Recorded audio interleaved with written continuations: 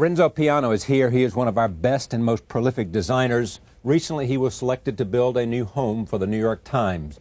This building will be his first imprint on the New York City skyline.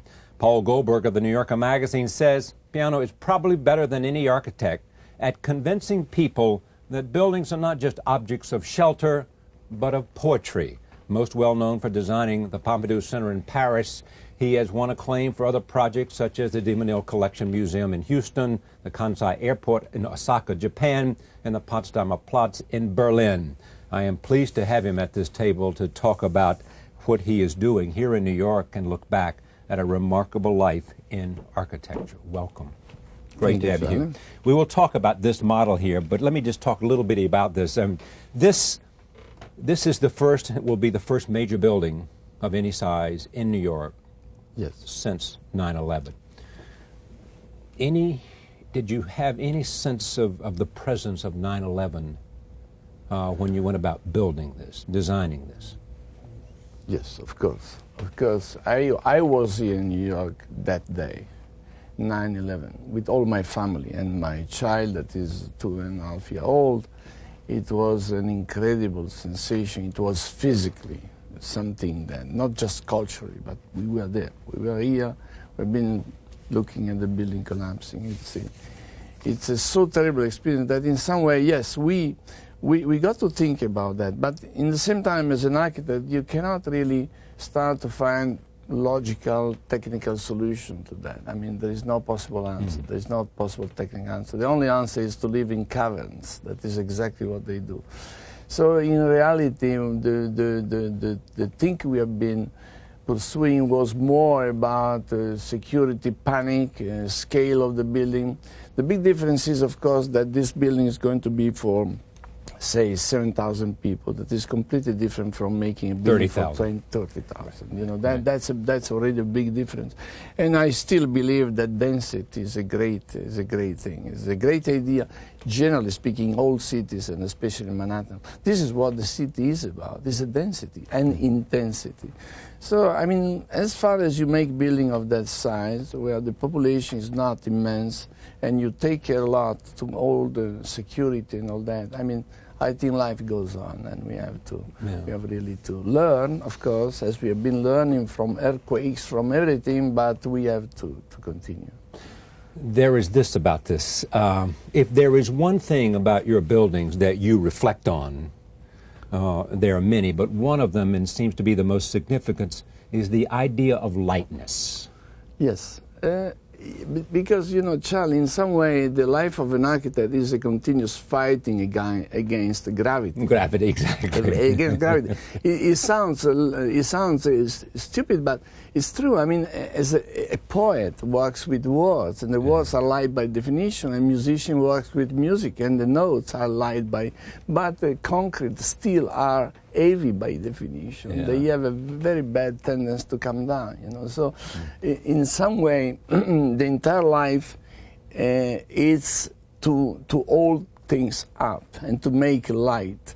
Of course, Manhattan is not that easy, because Manhattan is a city where, funny enough, the buildings become immaterial when they go up in the sky, but they become very material, very strong and hard when they touch ground.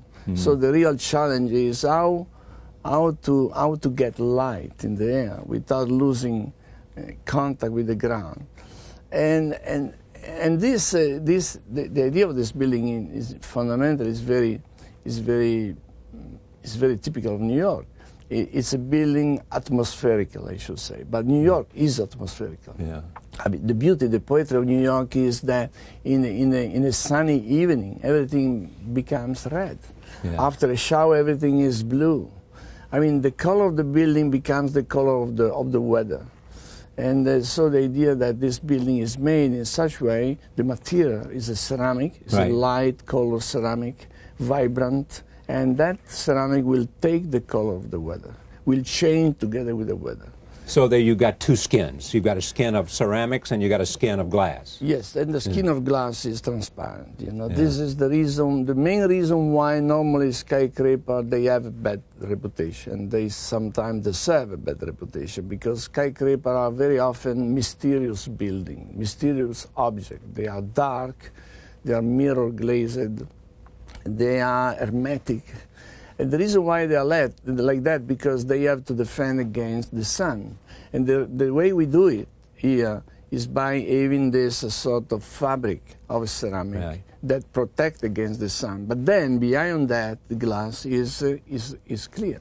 And as I'm looking at this, as the day changes from morning to the sun changing to clouds and the difference in the weather, I will see different colors. Yes, reflected different in this color building. and As different clouds come down. And different vibration. I mean, by the way, this is not different from what is normally happening in New York. Yeah. This is why New York is a great and poetic city.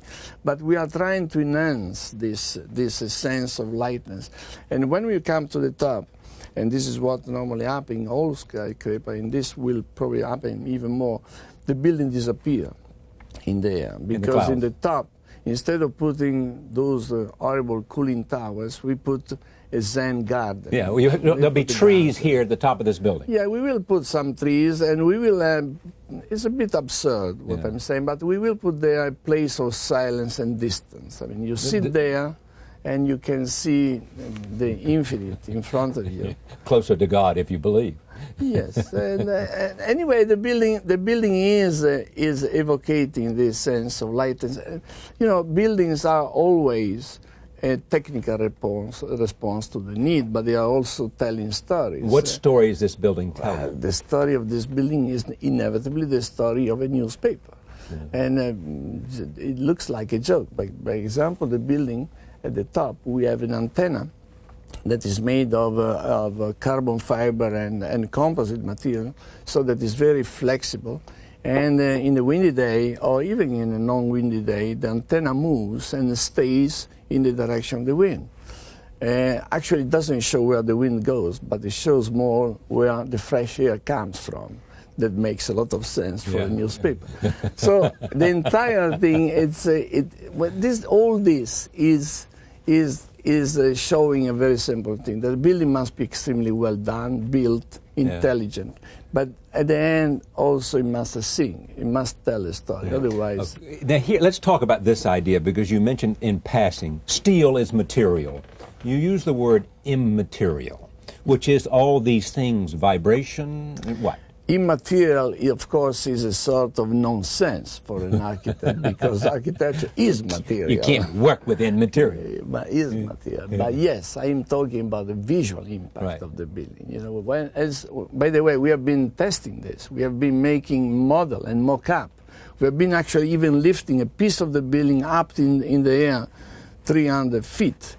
Or 400 feet to see how it looked like. We have done that, and the idea is that the building is still there, but it disappeared to the view. So the sensation you have in the street, or when you look at the building from far away, from another building, is that the building first is atmospherical, it changed together with the weather, and the second, it disappeared, gently disappeared in the air. This building, interestingly enough, is on 8th Avenue between 40th and 41st. Next door is the New York City Port Authority, where people come in via bus. Their first entrance to New York, for many of them, coming across the river, coming from somewhere else in America by bus. The cheapest form of transportation in America, I guess.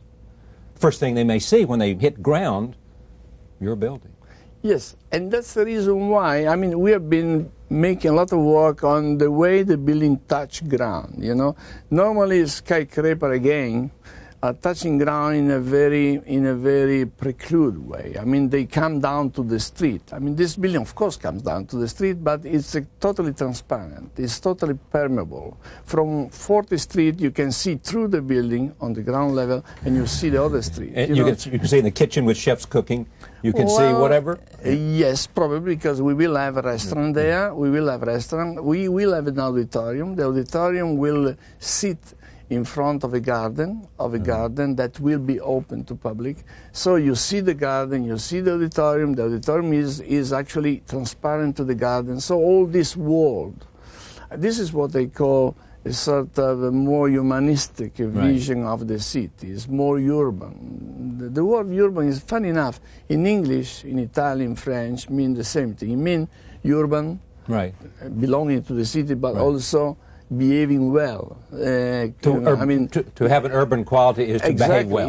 Exactly. That mean to have a sort of generous attitude, and this is also another way to make an interpretation of a building that is about communication. But not because we show screens there, but because we just accept that the vision of the building is open. It's transparent, it's permeable. You see everything, you see from one side to the other, and the function are public, including an auditorium that will be public use. All right, now let me make this point, if I may, and you help me. The newsroom is here, not in this building. And the New York Times will occupy a good portion of this building, but the newsroom, where the reporters, where the work of the Times is done. The newsroom is like the factory. Actually, we call it the bakery because it's working. The bread in the gets night. done there. The bread is done every morning there and every evening there, and it's well done. And this is a great job. So this portion of the building is a bit like a magic lantern. Magic lantern? Yes, because it's always lit in the night, and people are there all day and night.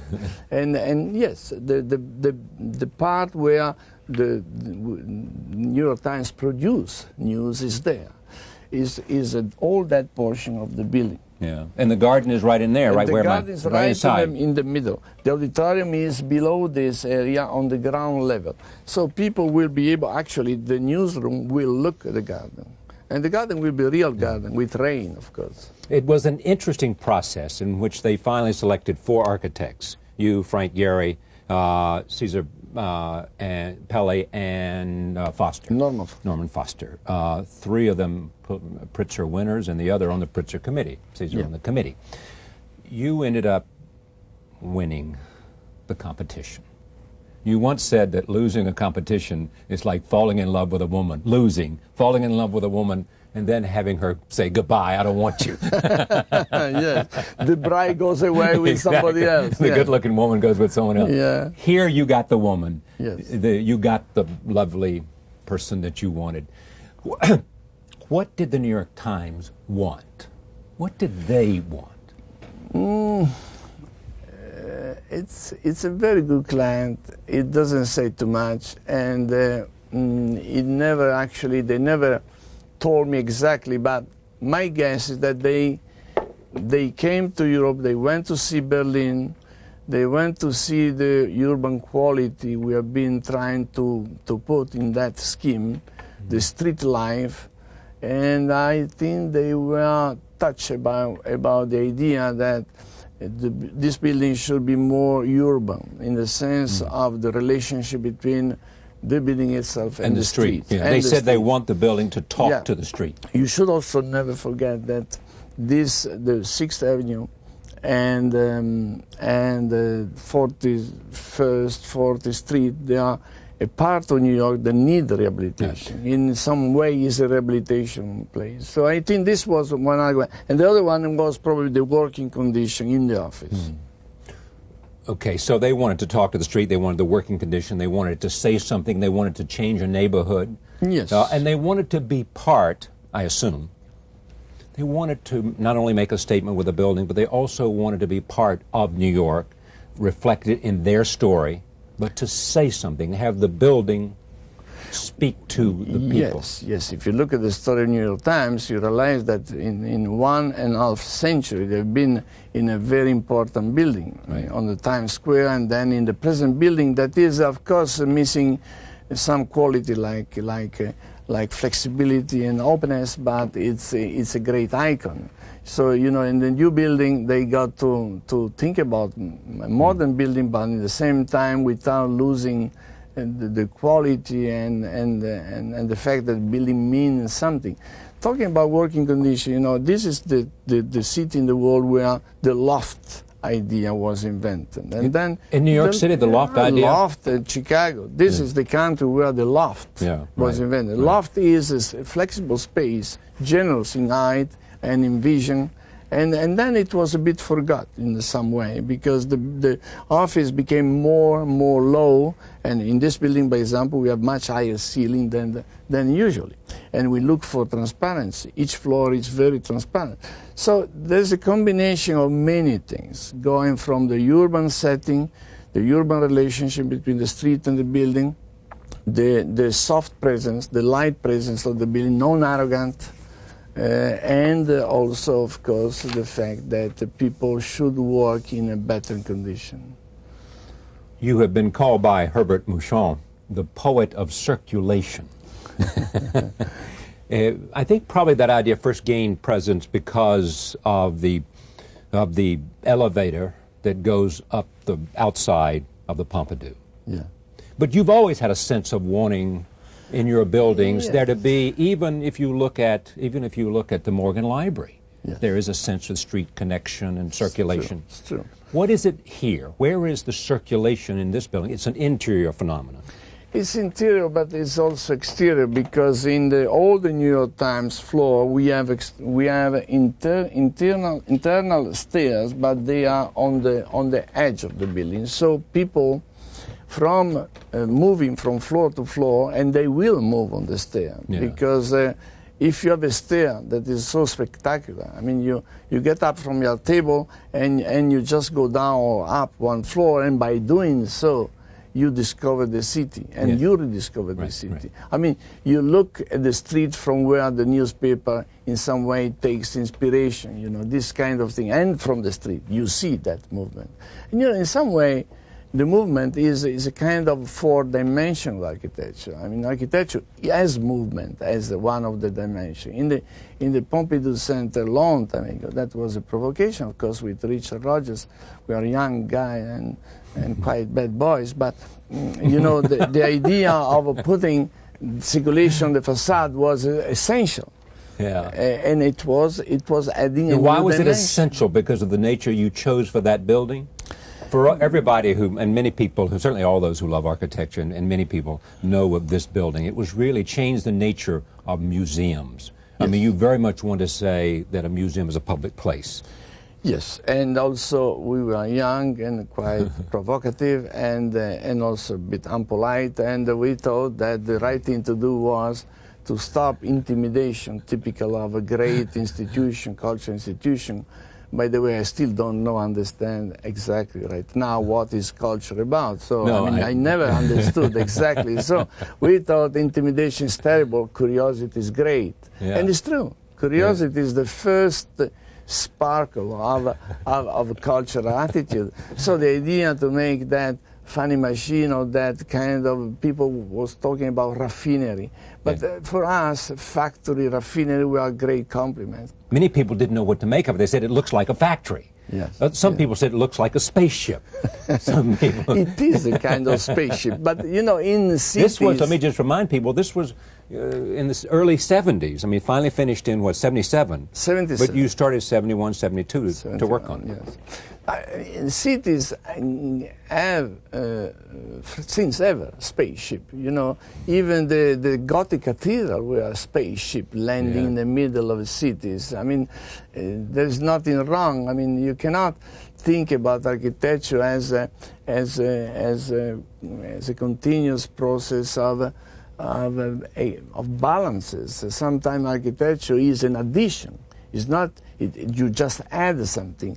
The idea of cleaning a big space and landing with a spaceship was an idea that created a sense of community, because the piazza became probably the first pedestrian piazza in Paris since a long time.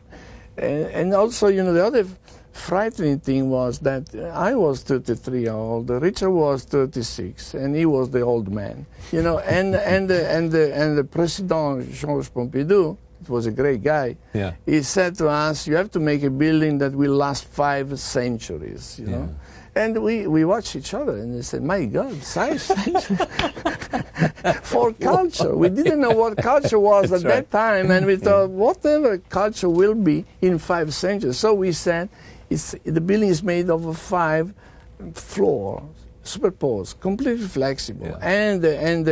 and the connection then is something crossing, Yeah. and going up and down and forever. Now, here's what's interesting about this. You had to come back several years ago Yeah, 2 years and ago. fix it up because the paint had gotten in terrible condition. The building had gotten in terrible condition. Well, the building It wasn't was 5 visited centuries, by, it was more like 20 years. the building was, I love when it was getting a bit old like that, the kind of decadent, but it was really due to the fact that the building was visited by 150 million over 20 years. The most popular tourist attraction in Paris. Yes, and More culture, more people go there than go to the culture, Louvre. Yeah. And culture, because half of those people are going to the library, and you can't believe that people going to the library are just tourists. So it has been used very much, but more than repainting, that is what you have to do anyway every 20 years. It was really about retuning the machine. Redesigning. Redesigning the internal, reorganizing the library. I mean, 20 years ago, nobody was talking about video conference. Today, they do. So we got to add a new space for video conference. Culture has been changing. But you had to make some compromises, too. I mean, finally, Richard Rogers, now Lord Rogers, got fed up and went back to London. Yeah, no, but that was much before. That was in '77 when well, we are best friend with Richard. I know, it's not about you, it's about the idea. Richard went back because Richard loved to go back to London. No, Richard was quite upset, and I was, a couple of years ago, because in the renovation of the centre, somebody insisted about separating the access to the library from the access to the museum. Right. And this was very sad. And also they wanted to have people paying the escalator. And we wanted to stay on the logic that the building is free. Everybody can go everywhere. Now, so the people will come, they are coming inside the building on the ground level, but as soon as they go up, they have to pay a ticket.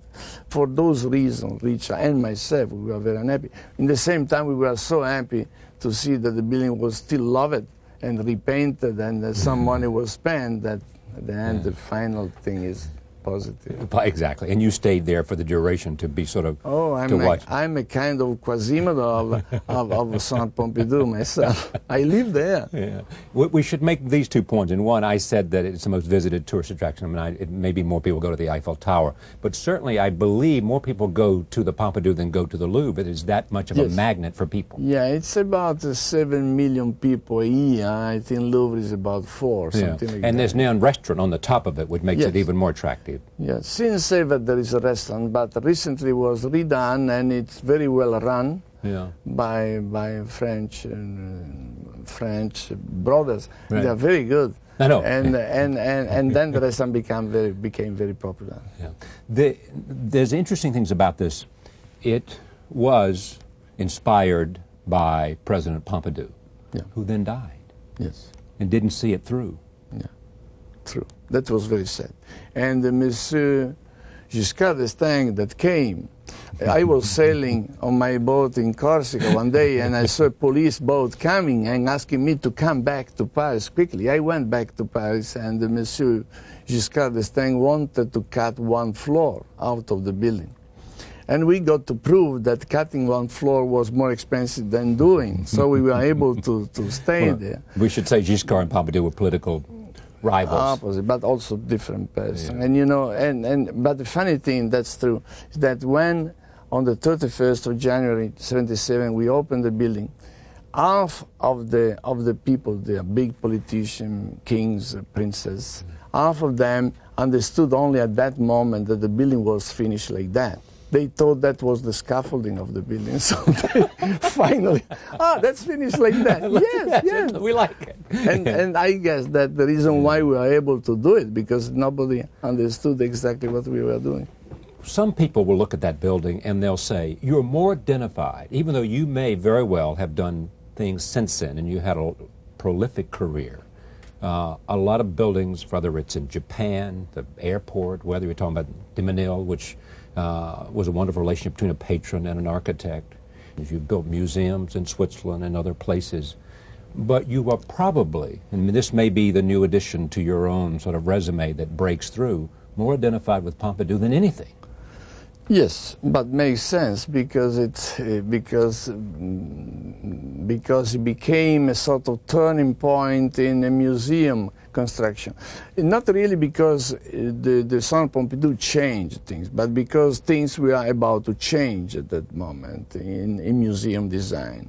That was the turning moment when museum became more and more popular. And right now we are building and designing and building many museums. I know. Why is that? Why have museums become? I don't know, and I'm they're extremely happy. They're the new cathedrals for architects. Yes, yes, and I don't really know exactly. I just know that we are building right now, designing at least 4 museums in this country. And one is in Chicago, one is in San Francisco, in Atlanta, in Boston, in Dallas. At Harvard. Harvard. Yeah. But I'm very pleased about the fact that museum became very popular. There's only one concern, and we have to keep in mind that, is that museums are, at the end, place for silent contemplation of art.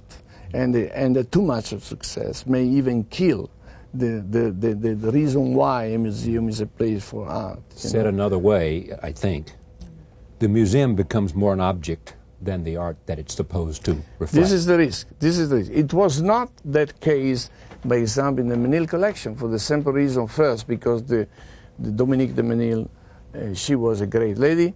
Second, because the collection is great. And thirdly, because we got the good sense to accept that the focus there was art. Yeah. And so we didn't focus the attention, the energy in designing the object, but in creating the right space for contemplation of art. Anyway, you know, it's a good news that museums are a place of success. We just have to design museum in order to put together 2 different things. The profane function of the museum that is more related to conviviality, to pleasure, to be together, to buy books or whatever, and the sacred part of the museum. That is when you finally change the speed. You sit down quietly and the silence comes and you start your personal dialogue with a piece of art. So those 2 dimensions are not necessarily incompatible, but we have to design museums that can have that. Otherwise, the museum may be actually killed by the success, because then it becomes almost impossible to enjoy art. It becomes more like interesting, very interesting, but it becomes it's like in a concert. When you go into the good concert hall, yes, but when the music is there, it's a silence, and you need that. You need that clarity. In museums, sometimes it becomes more and more difficult. And that's what we are trying to do. In all those museums, we are trying to, not to separate, because they are not 2 separate worlds, but to recognize that you have a profane and a sacred dimension. And they 2, it's quite usual, by the way. It's also true for everybody, I mean, I guess. You have always that kind of contamination, that kind of contradiction. But it's absolutely essential in museum design today. In the center of Dallas, you're doing a sculpture museum. Yes. In the center of that city. This is Ray Nasher. Ray Nasher is a great sculptor collector, right? The idea is great. I keep saying Ray, that is a good friend, that is a totally mad idea, but mad in a good sense of the word. He bought that beautiful piece of land right downtown Dallas, and instead of making a new big skyscraper, he decided to donate to the city, in fact, a sculpture garden. And so this is on site. It will be finished by about 1 year. You've often said that it's important for architecture to accommodate nature.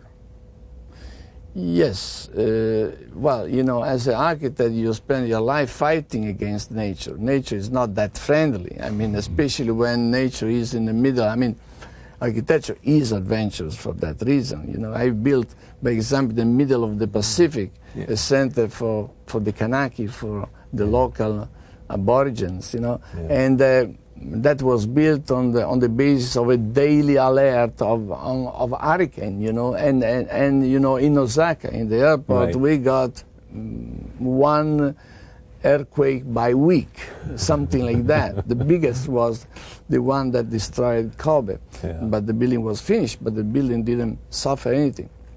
And so nature is difficult. And at the end of the day, our job, our profession, that is probably the oldest profession in the world, but quite. But one. Almost. Maybe they're connected. They are certainly connected. It's so complicated. It's so complex, it's so complex, that's true. But, and in some way I'm not worried about that, because architecture is art, is a social life, is anthropology, is history, architecture, is technology, is science, topography, but all this is aptly contaminated by money, power, and whatever, and politics. At the end, this is not bad, because in some way it's real, it's true, it's true. Anyway, talking about nature, of course, in the same time we love nature, and we fight nature. Yeah. So nature is a constant reference. And yes, in some of the building, I have an office in Genoa. My main office is in Paris, but the office we have in Genoa is hard to say where the building stops and the nature starts. It's the idea of the transparency. Again, the ambiguity. Ambiguity is a bad thing. Ambiguity is a bad thing. Ambiguity is normally, but in architecture is sometimes incredibly interesting because you create that sense of suspense, of mystery. And nature, the relationship between nature and building sometimes is so fantastic. You come from a family of builders.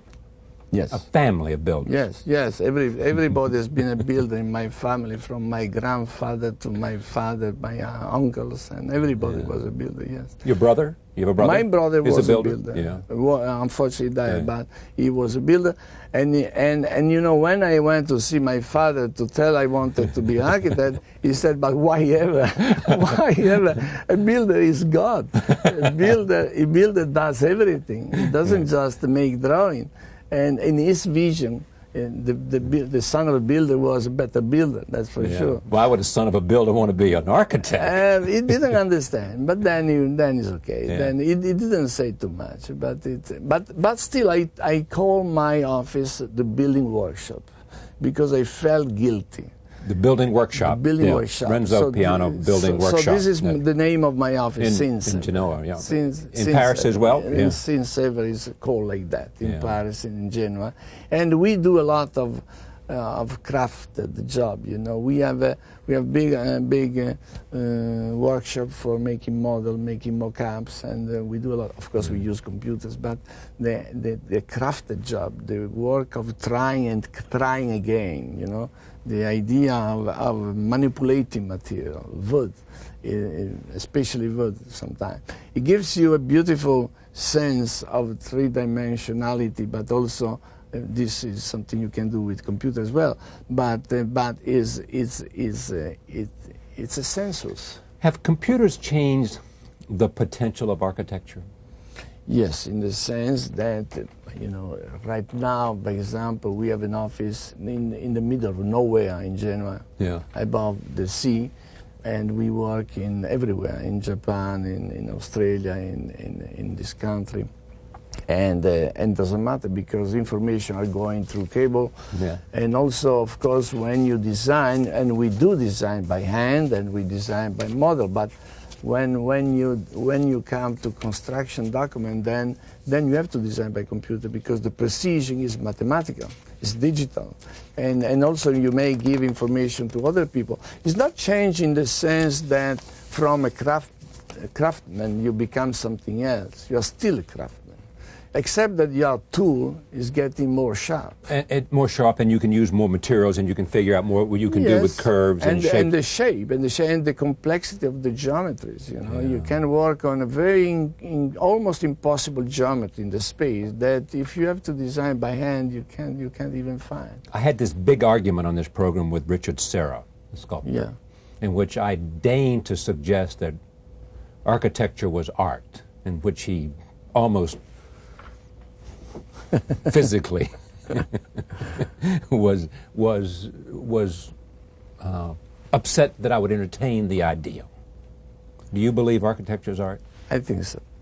I think it's art, but as I said, it's the most contaminated art you can think about. The most imposing, too. And also it's the most imposing. This is true, because if you are a bad writer, at the end, nobody reads the book. And if you are a bad musician, it doesn't really matter. But if you're a bad architect, you impose a full immersion in a garbage forever nothing you can do to everybody.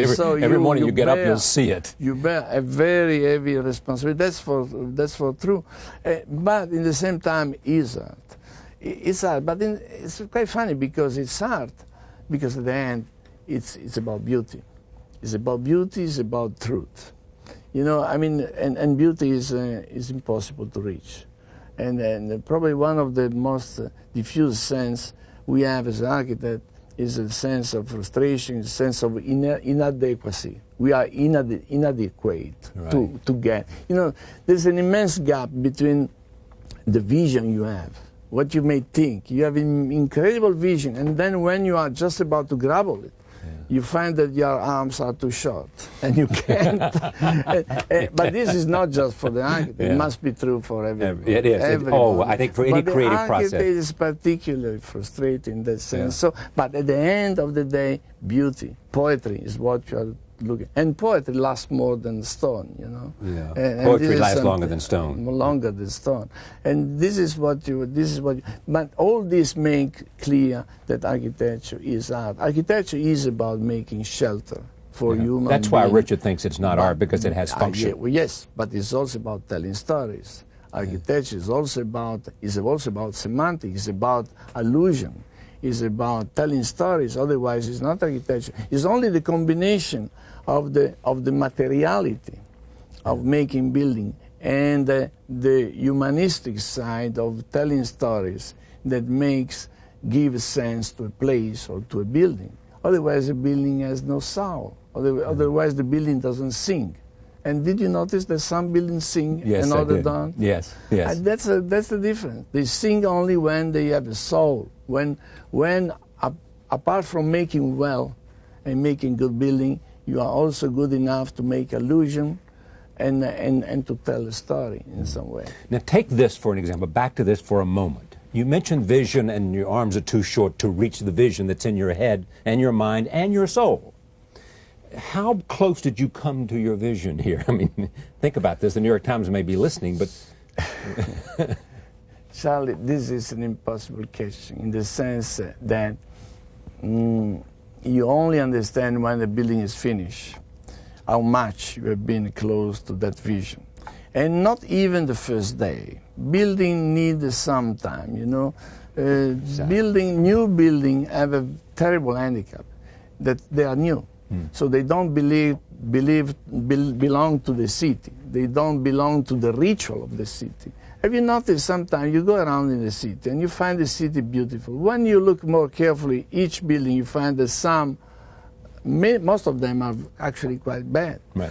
But the entire thing is because the memory, because the history, because the habits, because the ritual of the city made them beautiful. I mean, so in some way, a new building, even if it is beautiful, needs some time, needs a patina. It needs the time. Time makes things more beautiful, that's for sure. So it will probably need not just to be finished, but also to be there for a while to understand if the building is really reaching that level of quality and poetry.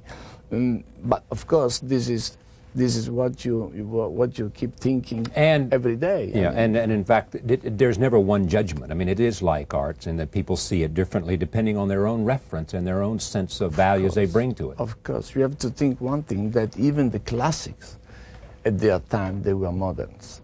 And you know, if you take Brunelleschi, at his time he was a modern. Now it's a classic. And Brunelleschi has been fighting. I don't try to compare anything with Brunelleschi's up there, but you know, I'm just trying to say that modernity is a funny concept. You know, modernity, and every classic has been modern at this time, and you know, so you don't really know what is good, what is wrong. This is one of the problems about architecture, is that it's rational, but it's also very much about intuition. Right.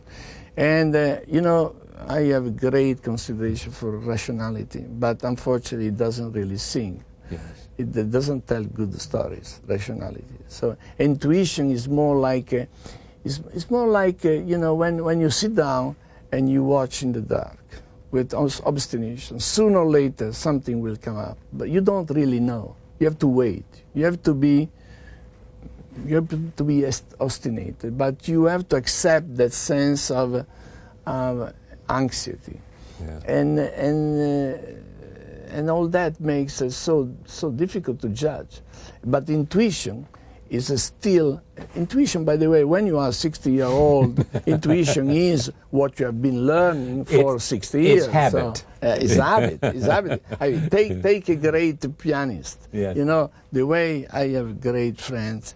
Like Maurizio Pollini, every time I look him playing, I mean, you realize that he metabolizes so much technique and capacity and skill that he doesn't even think about. Yeah, he closes his eyes and the hands go, and it's pure poetry.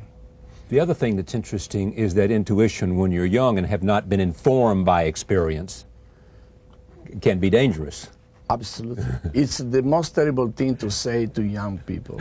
If you are a teacher, you should never talk about that. And even, you know, I'm a quite good sailor. I love sailing. And my wife, that is much younger than me, is always surprised when we go sailing, and suddenly I watch around and say, better go back to the harbor. And a few hours later, you know, the wind comes and the rain comes, you know. And this is kind of thing that you learn by age. And so it's not really intuition. It's actually your capacity to metabolize things. That's the reason why the gesture of the hands are so important. The hands are important in our job. You may ask why. I mean, the hands because you sketch, because you talk to people, because you make model, because you break pieces. But the gesture of the hands are closer to intuition than to brain. And sometimes you are surprised about the fact that you don't really understand, but you start sketching. It's like, I guess, writer. It's almost like it's going without direction. Yeah, it's like a writer. I know many writers. I've been talking with many writers. One is a good friend, is Mario Vargas Llosa. Right. He's a great writer, and he says, so many times I start writing, I don't really know what. But I do, and it comes. It comes. You know, sometimes the end goes faster than the mind at a certain age. But you cannot tell young people, because this becomes very dangerous, because this becomes what is called academia. Is when you are young and when you start to feel that you may go like that. You have, when you are young, you need to build all the defense. And they are emotional, but they are rational. And even emotionally speaking, you have to build capacity, otherwise.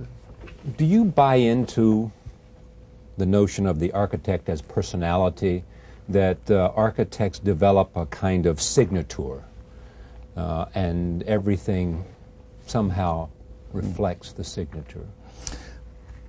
This, for me, is a bad thing, in the sense that, of course, I have nothing against coherence. Yes. I think coherence is great, but coherence, style. But diversity. I mean, is coherence the enemy of diversity?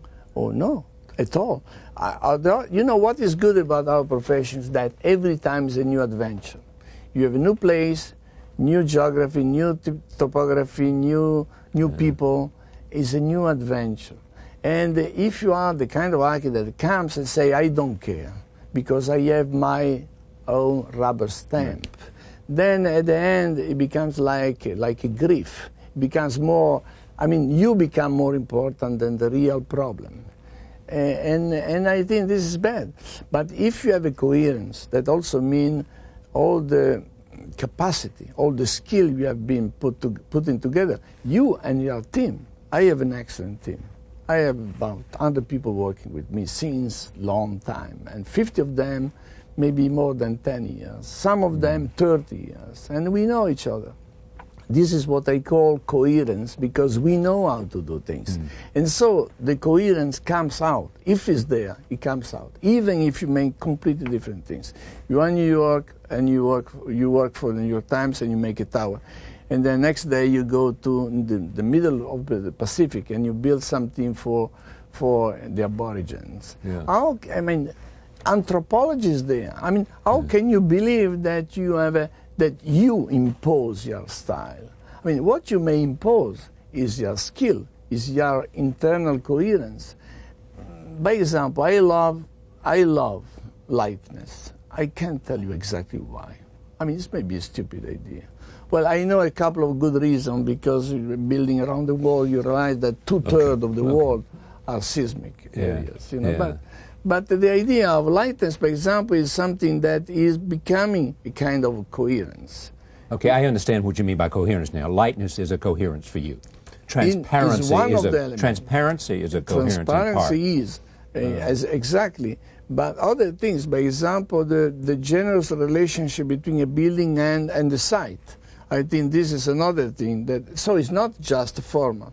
Is also functional. When you go to a site, I'm thinking now, for example, when you went to Japan to look at the place you're going to build an airport, there was nothing but water. In Osaka, when we went there, there was nothing, not even the land. So we went to see the client. We said, well, we still want to go there.